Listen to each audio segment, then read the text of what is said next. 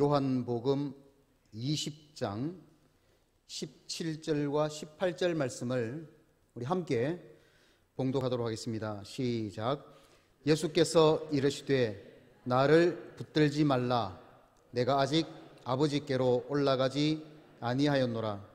너는 내 형제들에게 가서 이르되 내가 내 아버지 곧 너희 아버지 내 하나님 곧 너희 하나님께로 올라간다 하라 하시니, 막달라 마리아가 가서 제자들에게 내가 주를 보았다 하고 또 주께서 자기에게 이렇게 말씀하셨다 이러니라.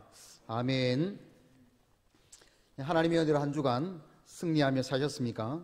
모든 것이 하나님의 은혜인 줄로 믿습니다. 다니엘 기도회가 계속되고 있는데요, 4일차 간증을 하셨던 유흥열 목사님의 간증을 잠깐 말씀을 드리면, 그분의 간증이 아니라 처음 서두에 뭐라고 말씀하셨느냐 하면, 우리가 통상 미국을 기독교 국가의 대표라고 하지 않습니까? 그래서 대통령 취임식을 할 때나 상하원 이렇게 열릴 때, 그때 성경에 손을 얹고 선서를 하고 또 목사님들이 나와서 축복 기도로 이제 시작한다라는 것은 우리가 다 알고 있는 그런 사실이지 않습니까?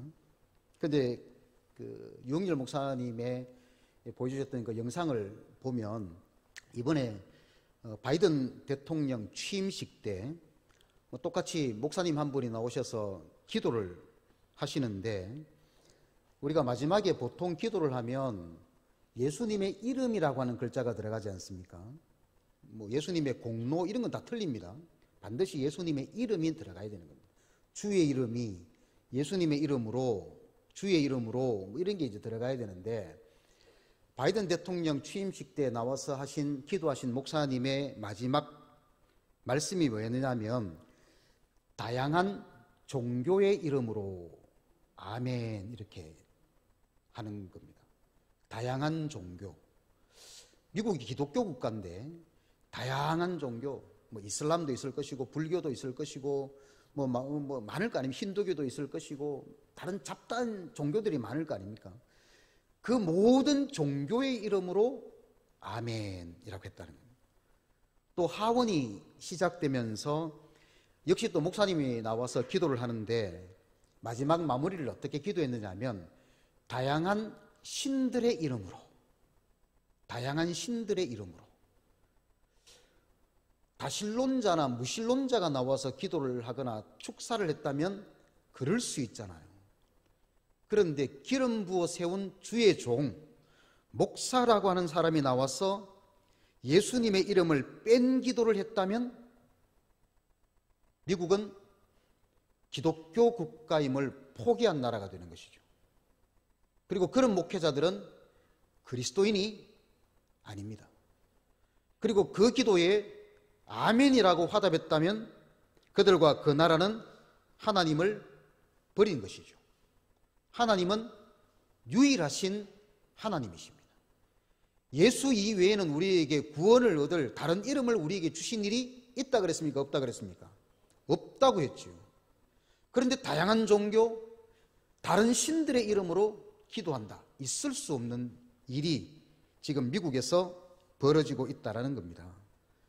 그럼에도 썩어가는 이 세대에 저와 여러분들이 끝까지 예수님의 이름을 부를 수 있고 또 예수님의 이름으로 기도하고 있다는 것은 하나님의 큰 은혜가 아닐 수 없지요. 주의 이름을 부르는 자는 구원을 얻으리로다. 이 찬송이 하시죠. 제가 듣고 있겠습니다. 이 찬양을 부를 수 있다는 것이 얼마나 우리에게 복인지 알 수가 없는 겁니다. 평생에 예수님의 이름으로 사셔서 승리하시고 영생복락 누리시기를 주님의 이름으로 축복합니다. 할렐루야. 예수님의 이름을 부정한다라고 하는 것은 빈 무덤을 믿지 않는 사람이라고 할 수가 있습니다. 빈 무덤을 찾은 사람만이 하나님께서 우리에게 주신 믿음과 성품을 가지고 순종의 삶을 살 수가 있고 하나님께 영광을 돌리고 교회에 덕을 세우고 성도들에게 유익을 주고 우리와 함께 살아가는 이웃들에게 좋은 평판을 받을 수 있다는 겁니다. 그래서 지난 주일날 우리에게 있는 모든 성품이 좋다고 그랬습니까? 나쁘다고 그랬습니까? 좋다고 그랬습니다. 왜냐하면 하나님께서 주신 성품이기 때문에. 그런데 이 성품을 가지고 선한 곳에 사용해야 되는데 나쁜 곳에 사용하기 때문에 문제지요. 저도 경상도 사람입니다만은 경상도 남자들의 세 마디가 뭡니까? 밥도, 또요, 아는, 마지막으로 자자. 이 세 마디는 저도 이 범주에서 잘 벗어나지를 못합니다. 제가 목회자가 되었기 때문에 그래도 아이고 뭐 잘 계십니까? 이러지요. 저도 이 경상도 남자에다가 O형이잖아요. 옆에 폭탄이 떨어져도 별 관심 없어요. 성격 자체가. 별 뭔 일이 있다라 아무리 좋은 일이 있어도 그게 별거. 아무리 꽃을 봐도 단풍을 봐도 그게 그건갑다 생각하지. 와, 전 사실 잘 못해요. 오늘 아침에 우리 아이가 옷을 하나 사입고 와서 제 앞에 와가지고 아빠 이쁘지? 아무 말도 못했어요. 그래서 저희 엄마가 듣고 좀 이쁘다고 해주지 왜 말을 안 하느냐고. 예뻐요. 왜 안 예쁘겠어요. 이게 표현이 잘 안 되는 거예요. 좋은데 성격이 해야 되는데. 그래서 아침에 제가 생각이 그래요. 살아주는 거구나. 남편이 성격이 좋아서 아내가 성격이 좋아서 사는 게 아니라 개떡 같아도 살아주는구나. 살아주니까 감사하고 살아주니까 고마운 거예요. 예수님의 무덤을 찾은 사람이 요한복음에는 중점적으로 세 사람이 강조되고 있습니다. 막달라 마리아와 그리고 베드로와 요한이었죠. 앞으로 요한복음의 마지막 21장과 20장은 이 세 사람을 중심으로 말하겠다라고 하는 것을 요한이 지금 말하고 있는 겁니다. 왜 그러면 예수님의 빈 무덤을 발견한 사람이 막달라 마리아 말고도 다른 마리아, 작은 야고보의 요새의 어머니 마리아, 살로메, 요한나 함께한 다른 여자들이 많았지 않습니까? 그럼에도 불구하고 그 이름들을 빼고 왜 굳이 막달라 마리아만 이렇게 다시금 강조를 하느냐? 뭔가 요한이 막달라 마리아를 통해서 전하고 싶은 말이 있는 거죠. 우리에게 뭔가 하고자 하는 영적 가치가 있기 때문에 한 번 더 강조한 것입니다. 그래서 우리는 이 시간에 막달라 마리아를 통해서 무엇을 배우고 어떤 도전을 받아야 될 것인가 라고 하는 것을 한번 살펴보자는 겁니다. 첫 번째는 울고 있는 마리아인데요. 11절 말씀해 보시면 마리아는 무덤 밖에 서서 울고 있더니 울면서 몸을 구부려 무덤 안을 들여다보았다라는 말씀을 하고 있습니다. 막달라 마리아가 무덤 안을 들여다보고 깜짝 놀랐습니다. 왜 놀랐을까요? 거기에 누워 계셔야 될 예수님의 시신이 있습니까? 없습니까? 없는 거예요. 그리고 예수님의 머리맡과 발 쪽에 누가 있었습니까? 천사가 있었습니다. 예수님인지는 전혀 알지 못했지만 자기 뒤에 동산지기 같은 분이 한 분이 서 계신 것을 보게 되었던 것이죠. 이 모습을 보면 무엇을 연상할 수 있습니까? 예수님이 계시고 예수님 양옆에 천사가 있고 부활의 예수님이 그곳에 서 계셨다. 갈보리 언덕과 뭔가 좀 흡사하지 않습니까? 예수님께서 십자가 지실 때 예수님 양옆에 누가 있었습니까? 양편 강도들이 있었죠. 나의 하나님 어찌하여 나를 버리시나이까 기도하셨을 때 하나님은 예수님에게서 눈길을 돌리신 것이 갈보리 언덕의 모습이었습니다. 그런데 지금 부활의 동산에서는 어떤 모습입니까? 양옆에 강도는 없고 누가 있습니까? 천사가 함께 있었고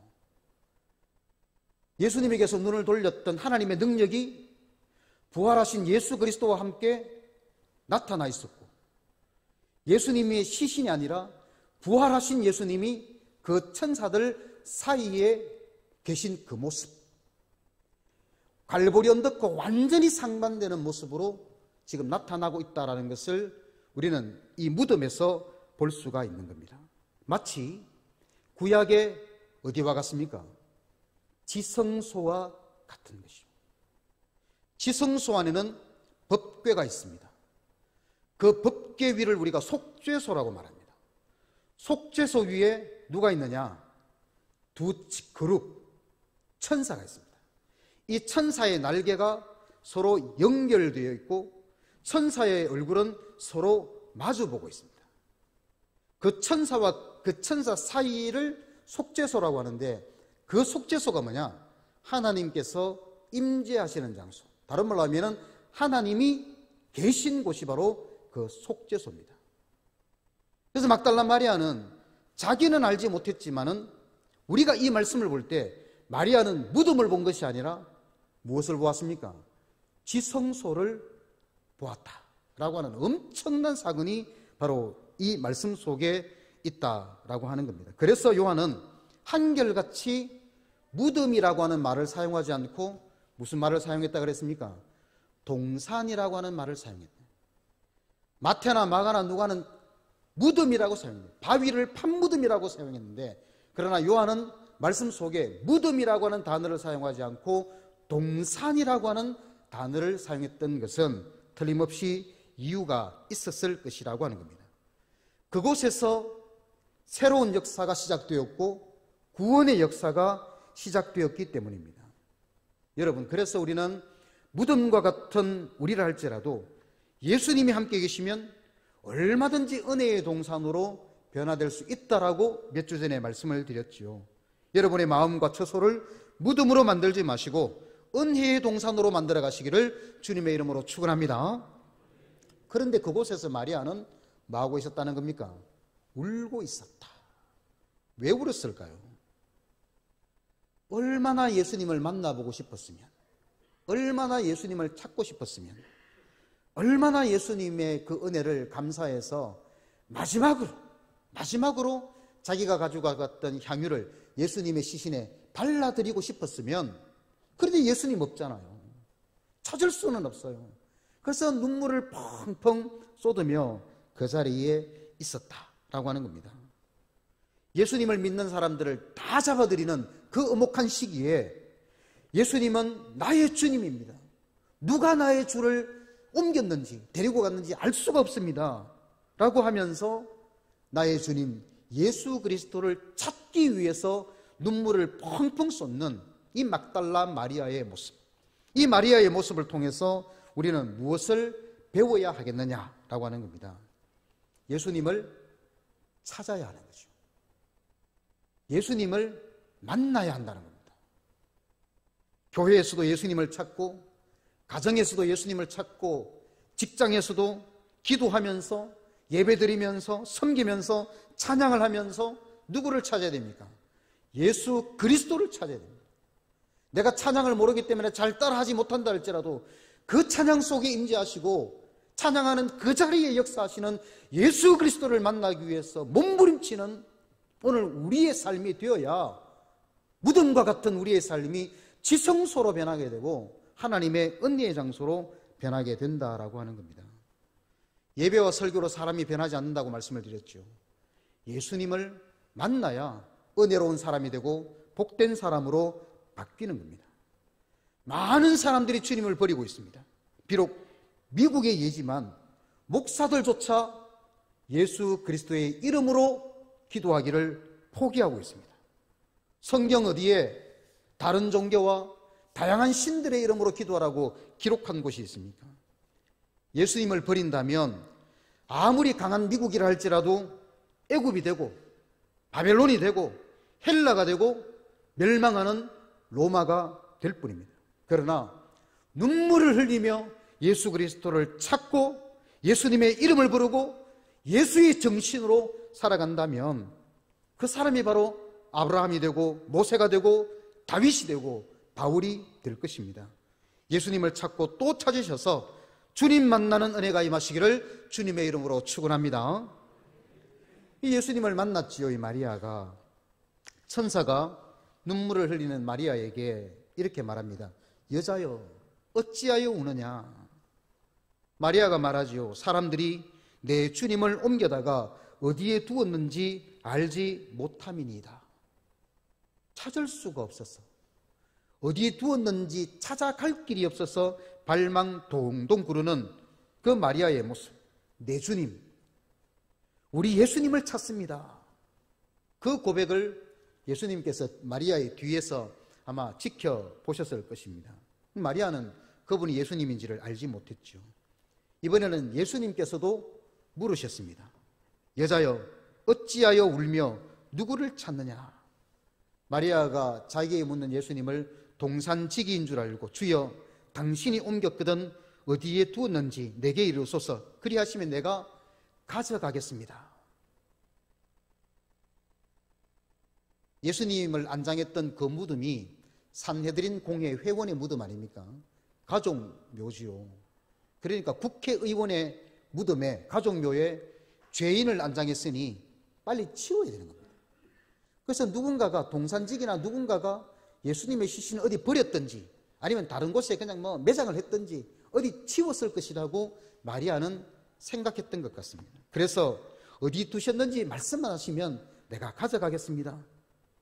다 도망가고 다 떠나고 다 부인하는데 마리아는 내 주님, 내 예수님을 내가 가져가겠습니다. 이 말을 예수님께서 들으셨을 때 감동이 되었을까요? 안 되었을까요? 감동이 될 수밖에 없죠. 감동이 될 수밖에 없습니다. 요셉의 형들이 요셉 앞에 섰지 않습니까? 요셉이 히브리 말로 했으면 그 형제들이, 10명의 형제들이 다 알아들었을 것인데 요셉은 애굽 말로 하잖아요. 애굽 말로 하고 옆에 통역사를 세워놓고 애굽 말로 하면 통역사가 히브리 말로 하면서 번역을 하면서 대화를 했기 때문에 요셉의 형들이 저 사람이 총리가 요셉이라고는 꿈에도 생각하지 못했잖아요. 요셉이 은잔을 가지고 나중에 이제 두 번째 온 베냐민을 이제 볼모로 잡으려고 했지 않습니까? 그럴 때 넷째 형이었던 유다가 등장해서 앞서 자기 동생 요셉을 그렇게 죽이려고 했고 팔아버렸던 그 이 잘못을 뼈저리게 후회를 하고 베냐민을 데리고 가지 않으면 연로하신 아버지가 어떻게 될 것인가 너무너무 걱정하고 또 자기가 베냐민을 대신해서 남겠다라고 하는 그런 희생하는 이 모습을 요셉이 보고 감정을 억제하지 못하고 바로의 궁정에까지 다 들릴 정도로 펑펑 울었지 않습니까? 그러면서 제가 요셉입니다. 내게로 가까이 오십시오. 나는 당신들의 아우 요셉입니다 하면서 같이 부둥켜 안고 펑펑 울었던 그 모습을 우리가 기억하고 있습니다. 과거에는 동생을 죽이려고 했지만 이제는 동생을 위해서 자기가 죽겠다는 겁니다. 이런 모습을 요셉이 보고 큰 감동을 받고 자기의 신분을 드러내지 않습니까? 예수님도 내가 예수님을 가져가겠습니다 라고 하는 이 마리아의 고백을 듣고 예수님의 신분을 나타내시죠. 마리아야. 그 음성을 듣는 순간 마리아가 뭐라고 고백합니까? 랍오니, 선생님. 뒤에서 부르니까 그때는 너무 당황해서 이분이 누군지 몰랐는데 마리아야, 평소에 들었던 그 음성, 평소에 마리아를 부르셨던 그 음성을 듣는 순간 랍오니, 선생님 하면서 고개를 돌렸던 것 아니겠습니까? 요한복음 10장 4절 말씀해 보면 자기 양을 우리에서 다 내어놓은 후에 목자가 양의 앞에 가면 양들은 그 목자의 음성을 듣고 따라간다라는 말씀이 기록되어 있습니다. 막달라 마리아는 예수님의 참양이었기 때문에 누구의 음성을 알겠습니까? 목자이신 예수님의 음성을 단번에 알아차리고 고개를 예수님께로 돌렸습니다. 찾으라, 그리하면 찾아낼 것이요. 간절히 예수님을 찾았을 때 그녀는 부활하신 예수님을 만나게 되었고 눈물의 무덤이 기쁨의 동산으로 바뀌는 은혜를 경험하게 되었습니다. 막달라 마리아를 통해서 어떤 도전을 받아야 하겠습니까? 우리가 예수님의 양이라면, 예수님의 음성을 알고 그 음성을 알기 때문에 예수님을 따라간다는 겁니다. 그러나 우리가 예수님의 양이 아니라면 예수님께서 아무리 말씀하셔도 알아듣지 못할 뿐만 아니라 그 말씀에 순종하지도 않는 겁니다. 우리가 눈물로 예수님을 찾으면 예수님은 우리의 이름을 반드시 불러주십니다. 그 음성이 예수님의 음성인 줄로 알고 우리의 고개를 돌리고 몸을 돌리고 삶을 돌린다면 우리는 예수님의 참 양이 될 수 있다는 겁니다. 예수님을 만나게 되면 무덤이 동산으로 바뀌고 슬픔이 기쁨으로 바뀌고 절망이 희망으로 바뀌게 되는 것이죠. 예수 그는 누구인가? 우리의 목자이십니다.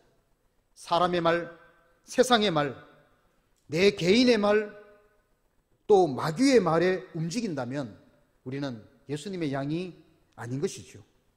우리를 위해 목숨을 바치신 참 목자이신 예수님의 음성을 듣고 그 말씀에 순종하여 참된 기쁨과 만족을 누리는 참양이 되시기를 주님의 이름으로 축원합니다. 그리고 이제 마리아를 통해서 무엇을 깨달아야 되느냐? 마리아에게 주신 임무를 깨달아야 되는데 마리아가 얼마나 반가웠겠습니까? 죽으신 줄 알았던 예수님을 살아계신 예수님으로 보았으니 얼마나 반갑고 얼마나 좋았겠습니까? 그러니 만지려고 했겠죠. 우리도 만지지 않겠습니까? 예수님께서 죽으셨는데 다시 살아서 버젓이 계시니 이게 꿈인지 생신지 예수님의 그 모습과 그 몸을 아마 만져서 확인하고 싶었던 것 같습니다. 그런데 예수님은 뭐라고 말씀하십니까? 나를 붙들지 말라. 뭐 차별하는 것도 아니고. 도마에게는 뭐라고 하셨습니까? 27절 말씀에 이제 다음 주에 보게 되겠지만은, 야, 너 손가락을 꺼내가지고 내 못자국에 한번 넣어봐. 너 손으로 한번 내 못자국에 한번 넣어봐. 누구는 만지라고 하고 누구는 못 만지게 하고. 뭔가 예수님 좀 차별하시는 건 아닐까? 그런 뜻이 아니죠. 여기에서는 터치하지 말아라. 터치. 그냥 만지는, 되는 것 자체를 금하신 것이 아니라 만지는 것이죠. 여기도 만지고 저기도 만지고 더듬는 거죠. 더듬는 것. 막 이 꿈인지 생신지 막 만지는 것. 이것을 금하신 것이지 그냥 이렇게 터치하는 것을 금하신 것이 아니다라고 하는 것을 말씀을 드리며, 그러면서 마리아에게 임무를 주시는데 오늘 읽었던 17절 말씀에 너는 내 형제들에게 가서 이르되 내가 내 아버지 곧 너희 아버지 내 하나님 곧 너희 하나님께로 올라간다 하라. 모르긴 해도 막달라 마리아가 예수님과 더 있고 싶었겠습니까? 빨리 헤어지고 싶었겠습니까? 더 있고 싶었겠죠. 어떻게 되었는지, 어떻게 부활하셨는지, 3일 동안 뭐 하고 계셨는지, 어떻게 이런 일들이 일어날 수 있는지 묻고 싶고 듣고 싶고 뭐 함께 있고 싶었지 않겠습니까? 그런데 그 모든 것들을 뒤로하고 예수님의 말씀에 순종했다라고 하는 겁니다. 18절 말씀에 막달라 마리아가 가서 제자들에게 내가 주를 보았다 하고 또 주께서 자기에게 이렇게 말씀하셨다 하고 이르니라 순종했다는 겁니다. 예수님께서 제자들에게 내 형제들에게 그리고 내 아버지, 너희 아버지, 내 하나님, 너희 하나님, 그렇게 나와 너를 계속해서 반복하신 이유가 뭡니까? 이제 예수님께서 십자가에 죽으심으로 하나님과 우리 사이에 가로막혀 있던 모든 담들이 다 허물어지고 죄로 막혀 있는 하나님과 우리의 관계가 예수 그리스도의 십자가로 다 해결되어졌기 때문에 이제는 예수 그리스도를 믿는 모든 사람들은 하나님과의 관계가 회복되었다는 겁니다. 회복될 뿐만 아니라 이제는 하나님의 가족이 되었다는 거죠. 그래서 내 형제들에게 내 아버지가 너희 아버지고 내 하나님이 너희 하나님입니다. 그런 관계가 회복되었다라는 것을 말씀하시면서 사명을 주신 겁니다. 새로운 에덴 동산이 시작되었다는 것이죠. 저와 여러분들은 하나님의 가족인 줄로 믿습니다. 이 말씀을 통해서, 이 마리아를 통해서 우리가 무엇을 또 깨달아야 되겠습니까? 그렇습니다. 순종이지요. 예수님께서 주신 임무를 즉각적으로 실행에 옮기는 겁니다. 하고 싶은 것 얼마나 많습니까? 말하고 싶은 것 얼마나 많습니까? 가슴에 담아두고 싶은 것도 얼마나 많습니까? 그렇지만 그 모든 것들을 다 참자는 겁니다. 그리고 뒤로 미루고 예수님께서 가라고 하신 곳까지 달려가서 주께서 자기에게 이렇게 말씀하셨다, 이렇게 말씀하신 것을 전해야 되는 거죠. 성령이 너희에게 임하시면 너희가 권능을 받고 온 유다와 사마리아와 땅끝까지 이르러 내 증인이 되라, 이 말씀을 하셨습니다. 그러니까 우리 가고 싶은 거 많아요. 가고 싶은 건 많아요. 누리고 싶은 건 많습니다. 그렇지만 이 말씀에 우리가 적극적으로 순종하는 것이 곧 지성소를 경험한 사람, 하나님의 은혜를 경험한 사람, 하나님의 가족된 사람의 본분이라고 하는 겁니다. 우리가 하나님의 말씀을 얼마나 많이 듣습니까? 그럼에도 불구하고 우리가 얼마나 주저하고 있는지, 얼마나 우리가 생각을 하고 있는지, 얼마나 고민을 하고 있는지 모릅니다.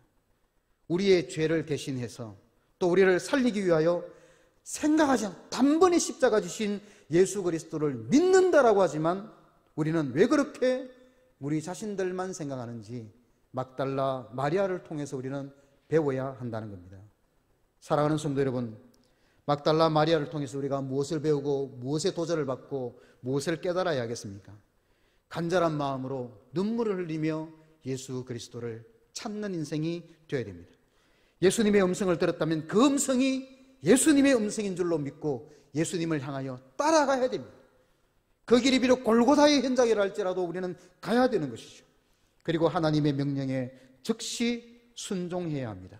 막달라 마리아를 통해서 참신앙으로 예수 그리스도를 감동시키고 예수님을 만나고 순종하셔서 크게 승리하고 영원토록 기억되는 복된 삶을 살아가시기를 주님의 이름으로 축원합니다.